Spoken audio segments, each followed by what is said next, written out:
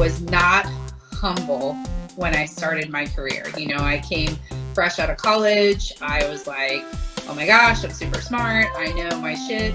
And when I started working, I really thought very quickly that I was like the bee's knees, and I knew all the things and there was nothing more to be learned.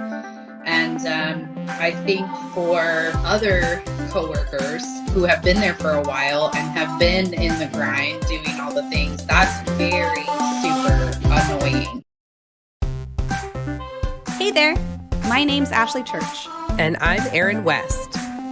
We were once newly promoted crime scene and latent print supervisors on mutual struggle buses as we both simultaneously tried to navigate through the challenges within our forensic units.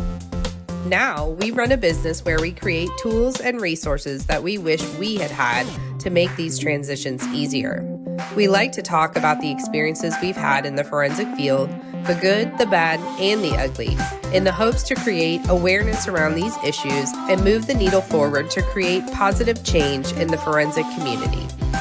So if you're a forensic professional, regardless of your years of experience, who's not afraid to dive into real, raw, and sometimes uncomfortable topics, you're in the right place. This is the Forensics Unfiltered podcast. Hey there, it's Ashley coming to you from a Starbucks parking lot in Fort Worth, Texas. I'm teaching the Forensic Field Training Officer course and really just kind of blown away that we have already started the year 2023. I hope you had a great new year. Hope you crush your goals this year. One of the goals that have been on my GAP Science to-do list for a really long time is to create a podcast.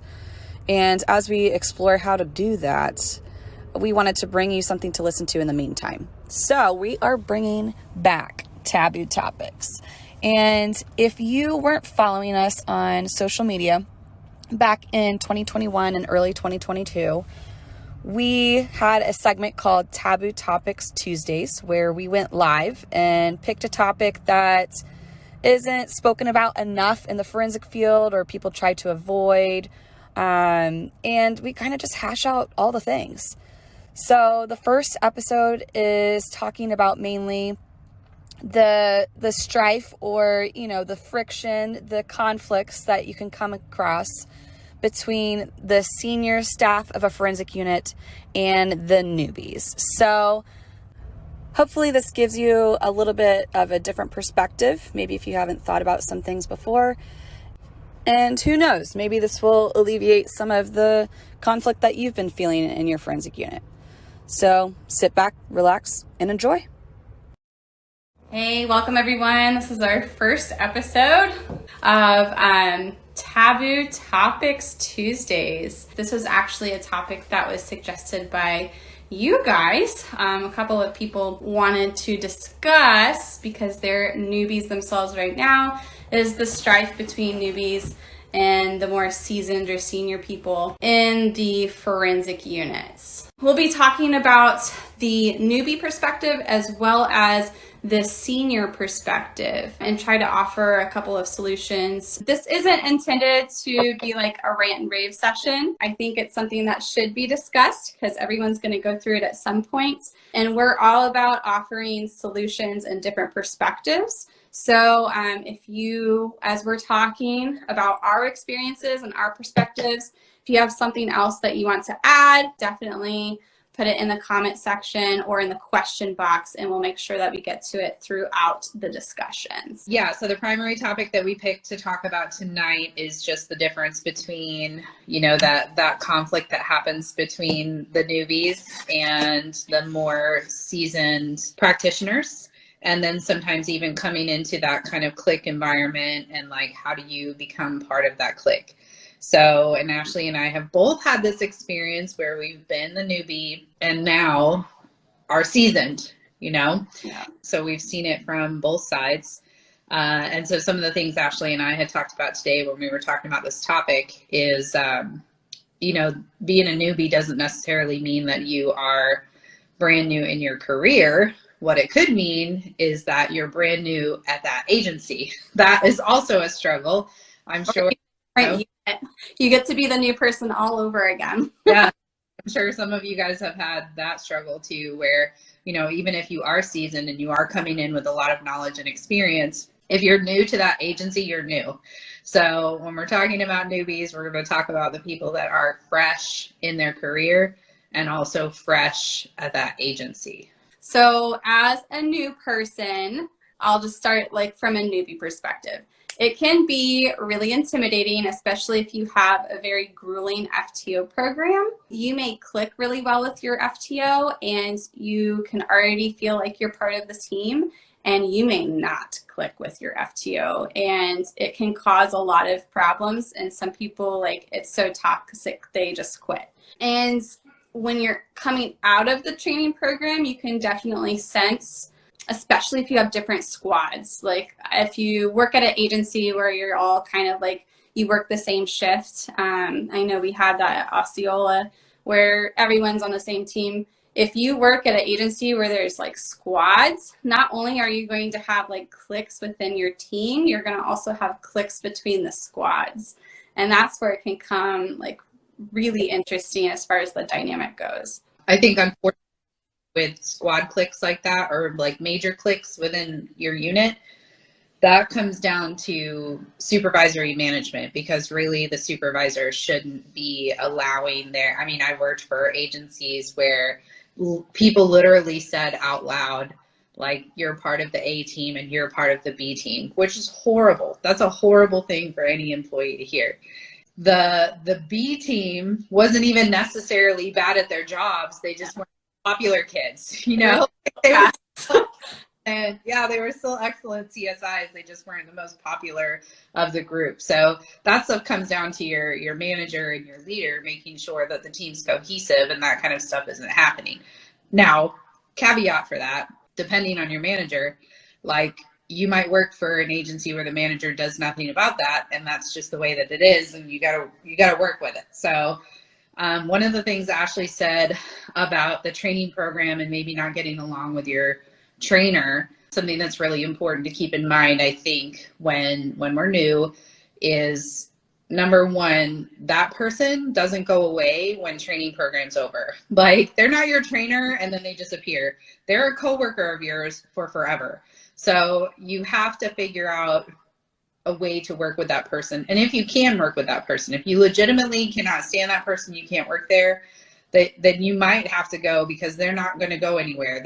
They've been there long enough to be a trainer. So yeah, clearly they're going to be there for a while. But the other thing I think that's so vital, I don't know if Ashley was this way when she came into her career. I know that I was not humble when I started my career. I came fresh out of college. I was like, oh my gosh, I'm super smart. I know my shit. And when I started working, I really thought very quickly that I was like the bee's knees, and I knew all the things and there was nothing more to be learned.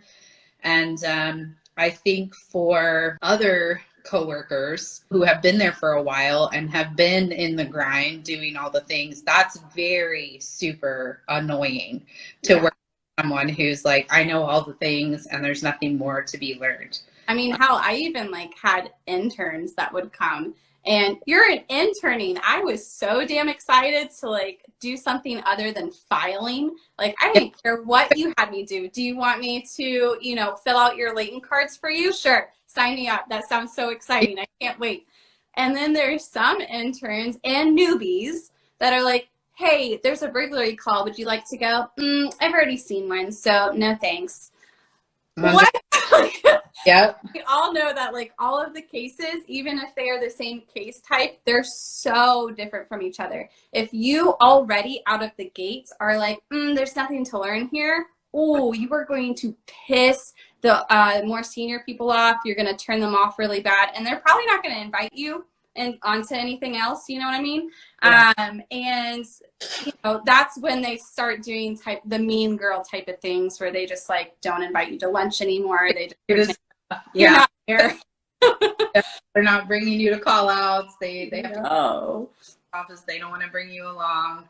So if they're actively trying not to include you in things, you probably You know, if you come into a training program and you're humble and you're a sponge and you're willing to learn and you're asking questions like, tell me more, I want to know all the things, that is exciting for a trainer. Honestly, it's exciting to have someone who's enthusiastic about the job.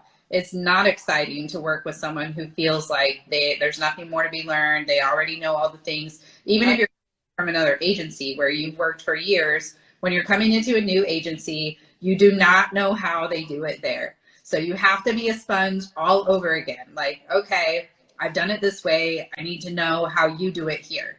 So super, super important. And I will like fall on my own sword because I was the person that came from a different agency and started at a new one. And I would catch myself a lot, not meaning anything by it, not like, oh, I'm so much better than you and I know how to do things better. It was like, oh, well, that at my old agency, this is how we did it. And that also rubbed some senior people the wrong way too. And I totally get it. I totally understand, but it didn't come from a place like, I'm better than you, I know how to do things better. It came from like, well, this is how we did things. Why do you do things differently here so I can learn? Yeah, so that's really big. Just being humble, being a sponge, willing to learn, and knowing that it takes time. You know, the unit members that are there already, they have worked together for some time. And actually, I mean, forensic units, really all forensic units, in my opinion, like, you know, we have a latent print unit, we have a CSI unit. They have to work cohesively together as a team, and teamwork takes time. It takes time to build that kind of trust. So the CSIs that are already there, the latent examiners that are already there, they know how they know how they work. They know that they can lean on this person and they can trust them to follow through with what they've asked them to do. So if you're new, you have to know that that trust doesn't come immediately. It's something that you have to develop and build with that team. And if you're working with them and you're showing that you're thorough and meticulous with your work and that they can lean on you when they have a case, they can give you tasks to do and you're going to follow through with those tasks, then you will become part of that team. It's not something that happens overnight.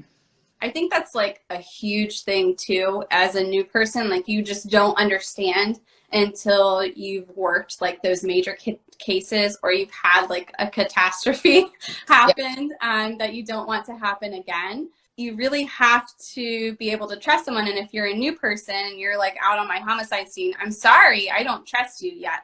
So until, you know, you prove yourself and I can see how you work and how you operate and I know how you process things and I know I can trust that, I probably will watch you like a hawk or give you the bitch work to do, and it's not because I don't like you, it's because, you know, I highly value the quality of my work and I just don't know if I can trust you not to screw it up. So here's something else to do, you know what I mean? Yeah. And that's definitely something, you know, the longer you're in the field, the more responsibility you have. So, you know, if you have senior CSIs that are running, you know, murder investigations, they are the ones that have to sit on the stand and answer to everything that happened in that case. And I remember when I was brand new, oh my gosh, I loved working homicides. I was like, these are so fun. Everybody's here. Like all the CSIs are here. All the detectives are here. Like it's such a blast for everybody to work together. And then down the road, I got assigned the lead on a homicide and I was like, ooh, not as fun. Or you testify and you're like, like, wow, what were we doing? What were we thinking? Really stressful. So when you're brand new and you're like, sure, I can take some measurements for you. And then when you're the lead and you're in charge of everything, that's when it becomes a matter of heavy trust. Like you really have to trust each member of the team I'm going to assign you this task. I'm going to rely on you that you're going to pull through for me and do what you're supposed to do. And then, but I'm still going to have to answer to it on the stand. So that is stuff that takes time to develop. You can't get that overnight. Yeah, absolutely. I'm going to answer a few questions that have come in. So one was, do you think gender plays a role in problems between old and new workers? So from our experience, we worked in heavily predominantly like female units. Yeah. And I can tell you, you know, we all come with our own life experiences and our own preferences and our own prejudices. You know, if a newbie comes in and just like, there's something about this person that you don't like, I think female to female, it can be more difficult.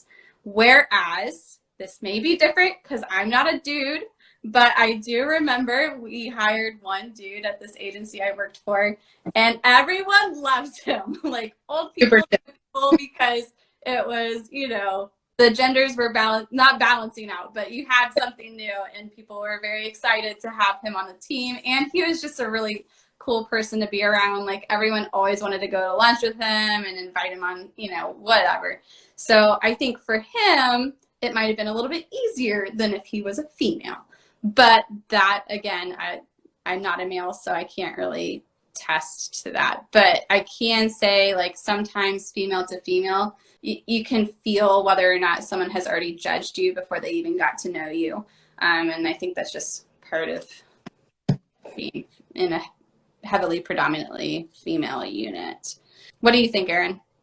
No, I agree. I mean, I've worked at several different agencies now, and they have been either entirely female or like 98% female. So the vast majority of at least the civilian forensic units seem female. So I have not experienced where gender is an issue because it's all women. Very used to being around each other. All women. Next one is, do you have any advice or requests for a super newbie, like you're in your first internship, who's extremely dedicated to the highest quality of work possible? I am terrified of making mistakes when I am new. So this all comes down to like the philosophy of your unit and of your trainer. There's some units where mistakes are okay. In fact, everyone is going to make a mistake. So I would rather work for a unit where they embrace mistakes and come up with solutions or like how to make things better, rather than one that strives for perfection. Because what's going to happen is people are going to be so anxious to make a mistake. If they do make a mistake, they don't want to tell anyone about it because they're like, oh my God, what are other people going to think? I'm going to get in so much trouble. But we're human. Like if you're in an environment where, you know, it's that toxic perfectionism, it's not going to suit you very well. But also just know that there are trainers that don't want to be trainers. They're just kind of plopped in that position because they're the only ones available. Yeah. And those people are probably going to not tolerate as many questions. So if you're coming at them with like 10 questions for every scene, you're probably going to piss them off. They're never going to invite you on a scene again. So what I would encourage you to do is, until you build that rapport with that particular trainer, is just be a fly on the wall. Just be a sponge, like Erin said.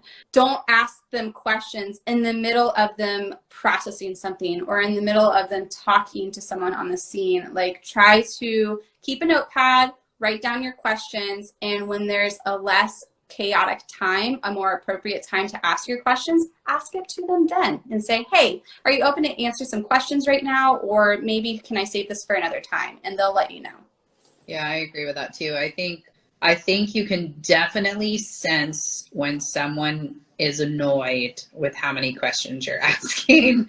So if you, like, we have a whole field training officer course and we talk to our trainers about, if you're a trainer, it is required that you are patient, that people can ask you the same question 8,000 times and you got to answer it 8,000 times. That's just part of being a trainer. But like Ashley said earlier, some trainers don't want to be trainers. They are selected, like you are going to be the trainer, and all they want to do is do their work. Like they don't want to spend the time pouring into the training. And you can sense if you have someone, you'll know right away if your trainer loves to train and is excited about teaching, or if they were voluntold to train and they really don't want to be doing it. And if that's the case, then yes, I would try to not pepper them with questions. Obviously, you've got to ask. I mean, if it's vital knowledge and you really need to know, by all means ask.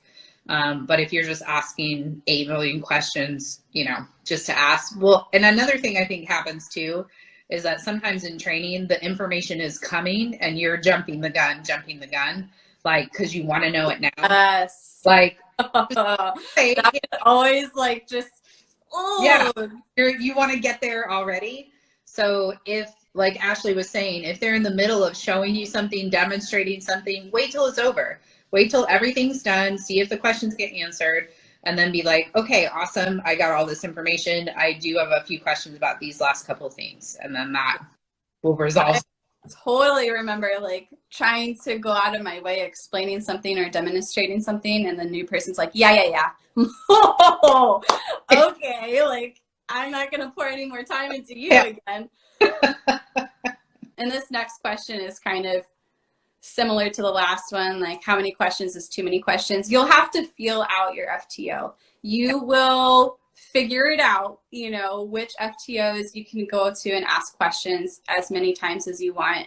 They may be fatigued from the questions at some point, but they're still willing to answer them for you. And then you can tell just by the body language. If they're like turning their back to you, like working on their computer, they don't want to talk to you. They don't want to answer your questions. And, you know, cling on to the people that actually want to be there to help you as far as being a new person goes. I think as far as questions too, like another thing, this is a personal like peeve of mine, is that if you are asking the same questions over and over and over again, like you're not taking notes, you're not studying, and you keep asking and asking and asking because now if you legitimately don't understand and you need clarification, like by all means get clarification. But if I'm telling you something and you're one of those people, like I don't take notes generally. I don't. I'll take a couple notes here and there, but I also remember, you know, how to work through those processes. But if you're one of those people, like you don't want to take notes and you also can't remember any of the steps, there is nothing wrong. Like we have people write down like copious notes, and I would rather you take the time to write down super detailed notes than ask it 800 times. So if you're one of those people that you need a guide to go back to so that you can remember how to do something step by step, then take the notes, write down the notes, detailed notes. Yeah. And I will say, like, going through my FTO program and being out on my own, as soon as you got out of the FTO program, you got put on it. They called it night shift, but really it's a mid shift, and you're solo. And holy crap, as a new person, that was so intimidating. And I had so much anxiety of like screwing something up or forgetting how to do something. And I will say the senior people on my squad were amazing. Like there's like, here's my personal number. If you need anything, and I mean anything, and I didn't abuse it, you know, call me, text me, do whatever. And and it was true. Like I would call them at 2 a.m. and be like, I forgot how to do this. I'm so sorry. And they were, they were really awesome. I never felt like judged or like felt like they were annoyed. So, you know, senior people take note that you're going to have to work with this newbie anyway. So if they can depend on you, it goes a long way. And, you know, I'm super thankful. I still talk to them this day. Yeah. I don't think they're on here, but senior people too. I think if you have a senior person that gives you their number and is like, call me if you have any questions, they really mean it. Like you don't have to feel like you can't call them. And like Ashley said, don't abuse it. Like you should at that point know enough about your job to figure it out, most stuff out on your own. Yeah. Or at least the resources you can go to, you know, to get your answer before you have to call someone. Forensic pocket guide. Yeah. But most CSIs would say, like, I would much rather be woken up in the middle of the night, answer a quick question, and go back to sleep. Like, that is not an issue for most CSIs. Like, I never have you get waking up all the time. Yeah, I never have a problem like waking up to answer a question and then going back to bed. That's not an issue for me at all. So from the other perspective, like I do think that, and this isn't at every agency or every lab, but I do think we kind of create this culture unintentionally, just because we put so much favoritism, if you want to call it that. Is that the right word? Towards seniors? people that have been there longer. Yeah. And some of it is completely justified. Like, you've done your time, like, this is a grueling field. It's going to break you down at some point, and you've done your time. But I also think, you're not new for, like, if you're in your 5th year and you're still treated like a newbie, like, that's just going to make me want to leave. You know what I mean? Yeah, we've definitely heard of agencies where like shifts is a big thing, being able to have your shift. And then, they have people. So like most of the agencies I've worked for, the forensic professionals burn out. There's pretty common burnout in our field. So they'll burn out in like 5 years, which means your senior people have been there like 5, 6, 7 years, and your newbies are new. But I haven't worked for an agency in a while where there's been like 20-year people, and sometimes we'll meet people who'll be like, oh, well, I have, 3 CSIs who've been there 25 years and everybody else is new. And so the 25-year people, they don't have to work the holidays. They get all the best shift schedules, and they're never leaving. They're never going to leave. Yeah. Newbies have no shot at, ever having Christmas off or ever working a day shift or whatever. And so like, that's what Ashley's talking about. Like, if that's what's happening at your agency, then yeah, I think that can definitely cause like some head-to-head friction between your newbies that aren't really new anymore. They've been there for years, and your more senior people. It's because like, okay, like the senior person gets first pick of holidays. They're going to choose the best holidays to work, right? And so, and they don't have to, they're not going to be retiring for another 10 years. So me as a new person, I've been there for 3 to 5 years. You're telling me for another 15 years, I have no hope of ever having Christmas off. Like, yeah, that's kind of crap. So as a new person, for sure, I'd kind of have a little bit more resentment towards the senior people. Yeah. I think another thing that just popped into my brain for new people. Now I'm like, if you've ever been to any of our classes, we always joke that I'm like a little bit of a gypsy, so I like to learn new things and meet new people and work for new agencies. And so I've been working in forensics since 2006. I've worked for a couple different agencies, and I usually work each of those agencies. I've been there for around 5 years. And then essentially there's like nowhere else for me to go. And then I move somewhere else because I'm one of those people that like needs a challenge. But when you are, one of the things I think that is becoming more prevalent, and I'm okay with it because I totally understand the interest of moving from job to job, but is rolling into a job and making it very clear to your employer that you have no intention of staying. Like, not even staying, like, I mean, I think an employer should be excited at this point if you'll stay for a couple years, but like sometimes we have people come in and they are like, they're just trying to get through their training program so they can leave and go somewhere else. So if you are one of those, I would keep that to yourself. Yeah. Because then everyone else is just going to be like, well, I'm not going to put the effort and the time to like really get to know this person. So they're just going to like shut down. They're like, okay, well, I'm just going to pretend you're not here anyway because you're 1 foot out the door. Yeah. So if you're just trying to get through that training program, because in the beginning, all of us in the beginning, we just have to get our foot in the door somewhere. So most of us will take, because everybody's looking for experience. So most of us will take the job that we get offered so that we can get the experience, so that we can go out and get the job that we really want to have, right?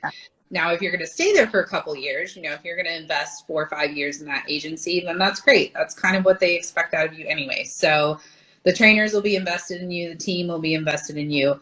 But if you're coming in just to roll through the training program and then roll out, that's very hard for a trainer to know. I'm going to pour into them for the next 5 months, and then they're just going to peace out, and I got to do it all over again. Yeah, and it happens. Like I was a trainer day one. Week 1, day 1, my newbie was like, oh, I have other applications elsewhere. I'm just waiting to hear back from them. And if I get the job, I'm leaving. Why would you tell your trainer, your new employer, day 1, yeah, I don't plan on staying here? Like, what?